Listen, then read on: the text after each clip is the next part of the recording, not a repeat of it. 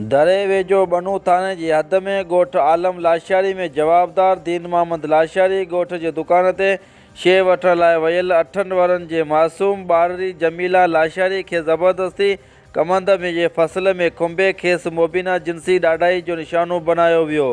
जॾहिं त ॿारड़ी घर पहुची वारसनि खे हक़ीक़त खां आगाह कयो, जंहिं बैदि बनू पुलिस जवाबदार दीन मोहम्मद लाशारी ख़िलाफ़ रिपोर्ट दाख़िल करे मुतासिर ॿारड़ी खे मेडिकल लाइ रूरल हेल्थ सेंटर दरो आंदो वियो, जिते डॉक्टराणी मौजूदु न हुजण करे खेसि सुजावल अस्पताल पहुचायो वियो। ओॾां मुतासिर ॿारड़ी जो भाउ हाजी बख़्शी लाशारी ॿुधायो त जवाबदार दीन मोहम्मद असां सां वॾो ज़ुल्म कयो आहे। ॿारड़ी दुकान तां शइ वठण लाइ वई हुई, जिते जवाबदार दीन मोहम्मद खेसि ज़बरदस्ती कमंद जे फसल में खणी हथ पेर ॿधी सांस जिनसी ॾाढाई कई।